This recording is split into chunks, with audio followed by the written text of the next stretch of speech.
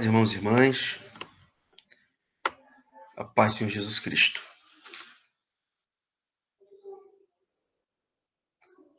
Prazer estar mais uma vez convosco, participar desta aula do Seminário Teológico Congregacional de Angra dos Reis, da disciplina Teologia Bíblica do Antigo Testamento, do curso avançado em Teologia, nível de bacharel. Bom, nós estamos na aula de número 9 da disciplina Teologia Bíblica do Antigo Testamento. O título dessa aula, ou a temática dessa aula, é Antropologia do Antigo Testamento. Essa é a unidade 3. Lembrando que na unidade 1 nós falamos sobre os movimentos históricos ou os momentos históricos da teologia do Antigo Testamento. E também na unidade de número 2 falamos sobre as revelações do Antigo Testamento, como Deus se apresentou no Antigo Testamento, os nomes de Deus no Antigo Testamento e os meios da revelação no Antigo Testamento. Na unidade 3, nós vamos falar sobre o homem do Antigo Testamento, como o homem é tratado pelo texto bíblico no Antigo Testamento. Quais são as terminologias para o homem, como a Bíblia pormenoriza o homem no Antigo Testamento. E para isso, nós vamos trabalhar em 2 subtemas, conforme se percebe no índice da aula. No primeiro subtema, nós vamos trabalhar sobre o ser humano como ser criado à imagem e semelhança de Deus. No subtema número 2, palavras que definem o ser humano no Antigo Testamento. Então, trabalharemos em 2 sessões, essa unidade de número 3. Então, vamos começar pela primeira, com a introdução.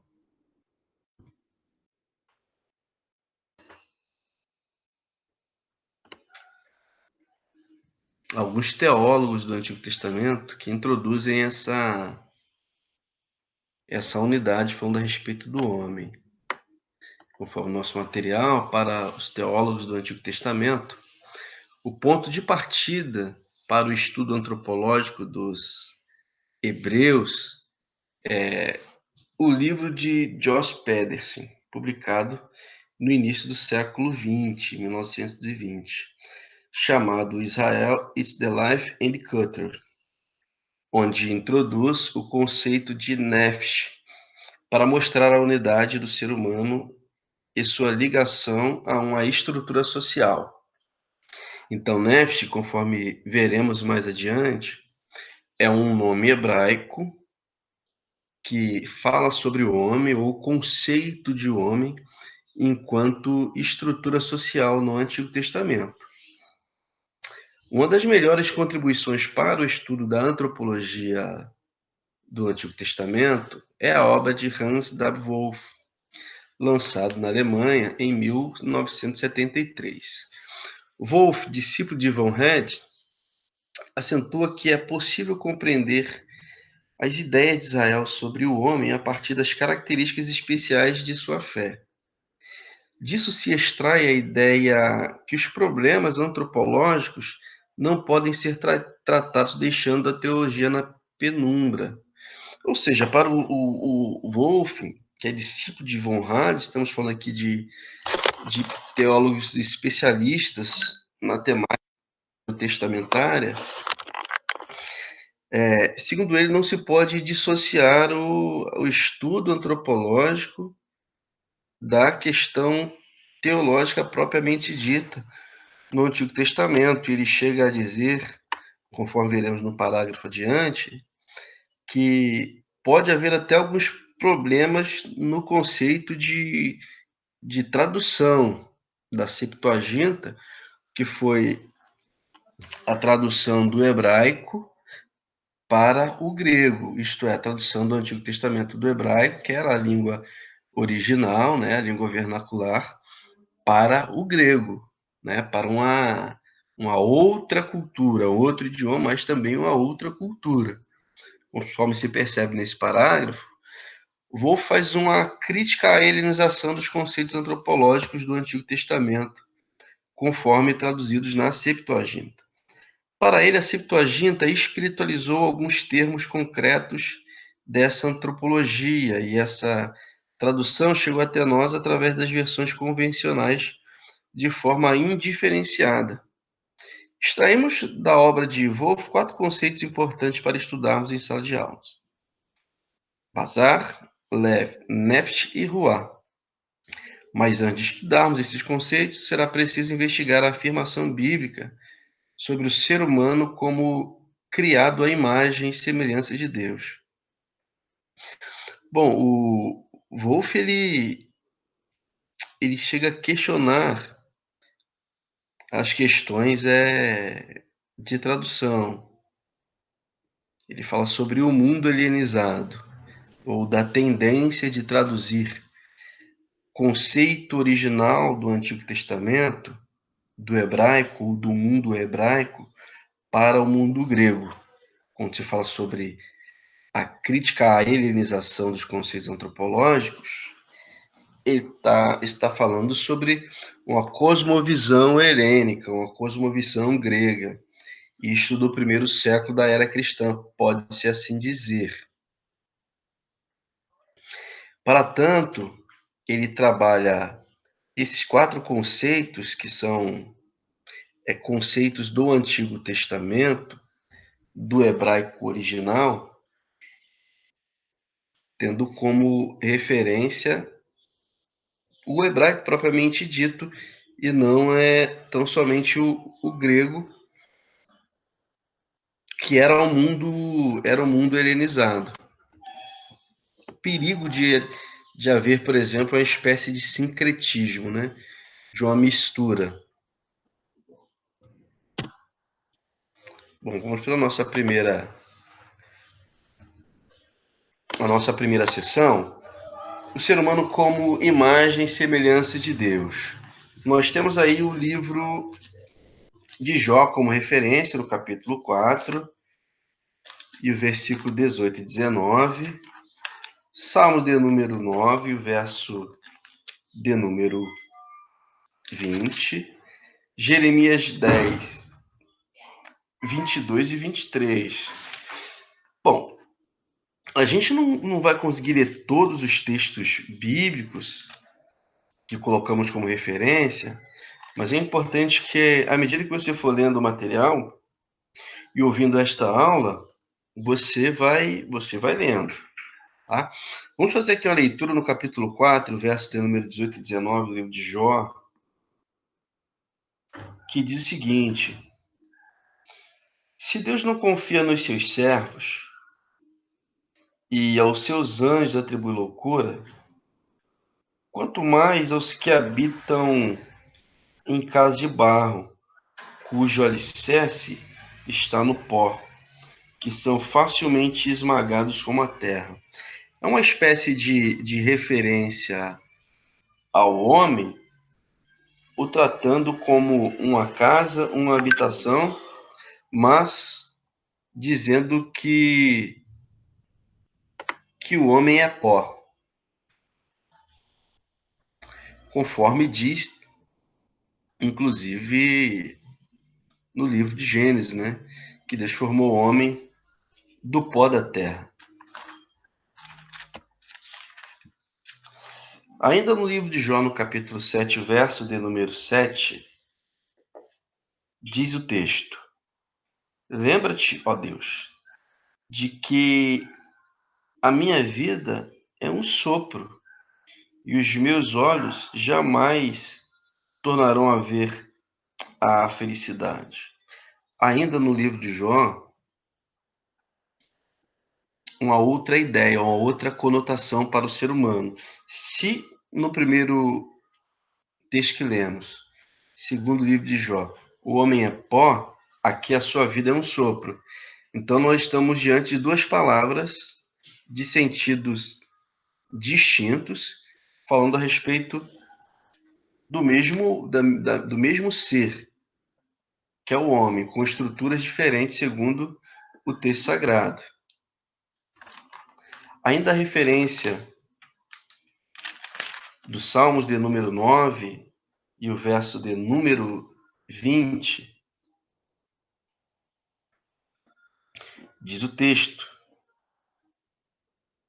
Incute-lhes medo, ó Senhor, que as nações saibam que são constituídas por seres mortais.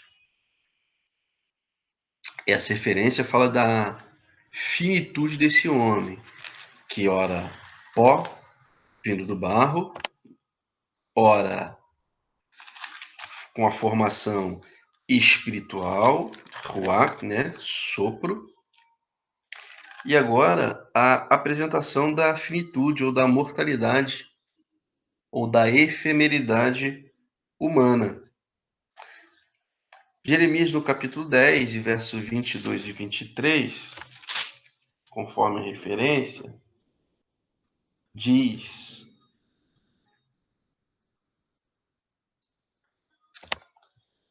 Escutai, vem uma voz de rumor, grande tumulto da terra do norte, para trazer das cidades de Judá uma assolação, uma morada de chacais. Eu sei, ó Senhor, que não cabe ao homem determinar o seu caminho, e nem ao que caminha dirigir os seus passos. Mais uma vez uma referência aqui, falando sobre o homem enquanto um ser autônomo.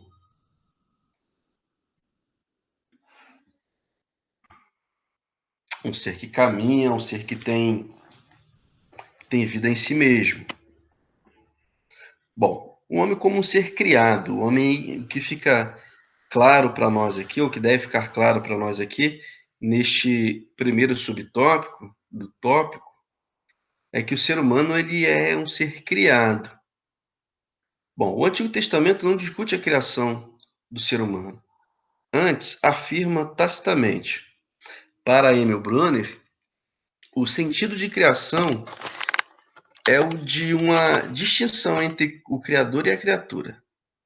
Deus é o não criado. Ser criado significa ser limitado. Não comereis daquela árvore, segundo o livro do Gênesis, a ordem dada para Adão. Para o Ralph Smith, significa ser terreno, efêmero, passageiro. No primeiro capítulo de Gênesis, o ser humano é a última criação das criações, ou é o último da criação de Deus, ou seja, é o mais importante delas, a coroa da criação, conforme lemos no Salmo de número 8. O salmista faz uma indagação no Salmo de número 8. Quem é o homem para que o Senhor se lembre deles? E o filho do homem para que o Senhor o visites? Ele faz uma pergunta, mas chega à conclusão ali no seu cântico que Deus havia feito o homem um pouco menor do que os anjos e o havia coroado de glória e o dado domínio sobre todos os outros seres que se arrastam sobre a terra e aqueles que voam também sobre as aves, fazendo, todavia, uma referência aos seres, a todos os seres criados, sejam planetas, galáxias, quando ele se refere ali, por exemplo, ao Sol, às estrelas. Segundo o seu cântico, o homem ele é mais importante do que as outras criações, que a criação não foi feita, que o homem não foi feito, na verdade, por causa da criação, mas a criação, sim, por causa do homem. Essa ideia nos conduz a um outro conceito, o do ser humano criado à imagem e semelhança de Deus. A imagem e semelhança de Deus. Em Gênesis 1:26 aparece o termo Adão, geralmente traduzido por homem, no sentido de coletividade, ou seja, de humanidade. Ser humano ou um animal isolado, mas a espécie animal, independente de gênero, macho e fêmea os criou. Isso quer dizer que a mulher também é imagem e semelhança de Deus. As diferenças sexuais, conforme se ler em Gênesis 1:28, macho e fêmea, são canais de transmissão de renovação. Já no livro de Gênesis, no capítulo 2, o verso de número 23, as diferenças sexuais são canais de integração e de igualdade íntima, de realização do outro par, conforme o texto, capítulo 2, verso 23 diz: Disse o Senhor: Este agora é osso dos seus ossos e carne da minha carne. Ela será chamada mulher, pois do homem foi tomada. Já a referência de 1:28, Deus os abençoou e lhes disse: frutificai, multiplicai-vos, enchei a terra e a sujeitai, ou sujeitai-a. Dominai sobre os peixes do mar, sobre as aves da terra, dos céus, e sobre todos os animais que se arrastam sobre a terra. Bom, esses textos aqui revelam a questão de humanidade, do homem enquanto coletividade. A palavra Adão significa humanidade, a mulher que fora retirada de Adão também é a imagem e semelhança de Deus. E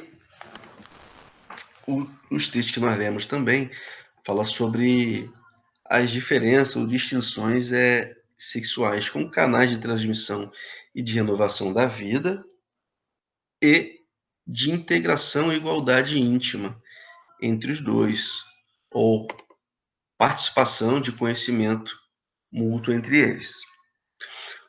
O significado de termo demo, de semelhança, aparência de, né, é o significado, e tesselen, que é imagem, nós temos duas terminologias aqui, que é importante a gente redobrar a atenção. O primeiro termo é o demut, significa semelhança e aparência de, e o tselem, imagem ou uma escultura.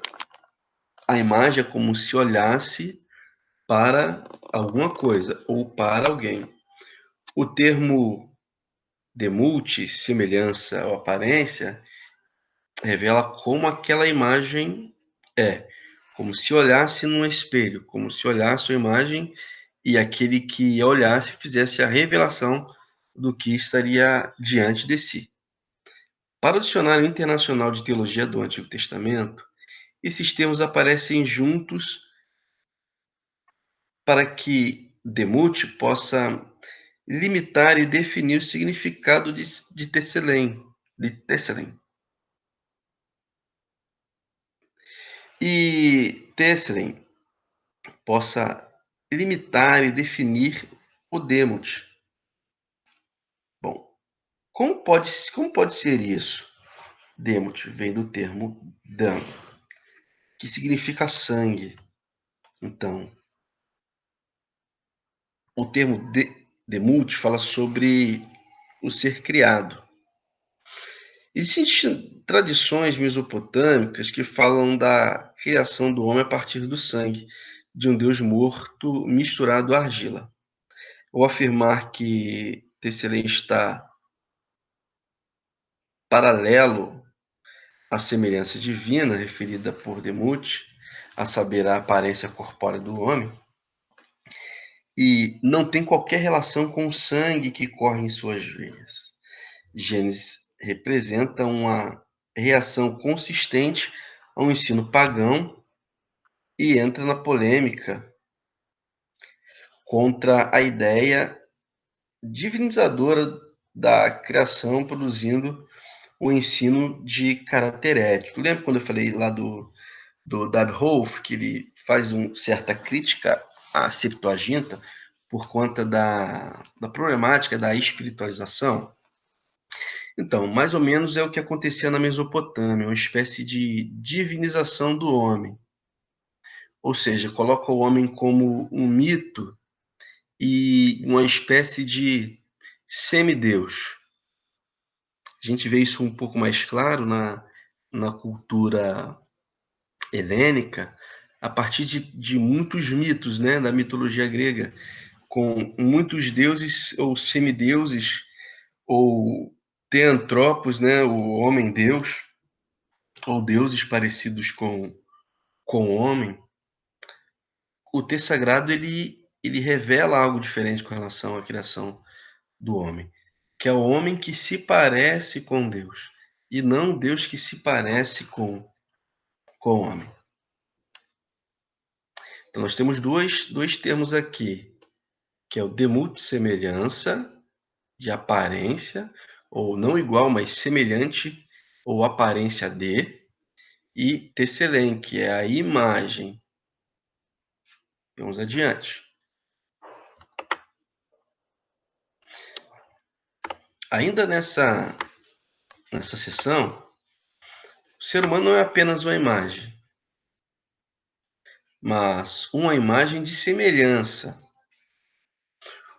um representante visível e corpóreo do Deus invisível e incorpóreo. É justamente por isso que os mandamentos proíbem a confecção de imagens para a representação de Deus, pois Deus já possui uma imagem da qual quer ser reconhecido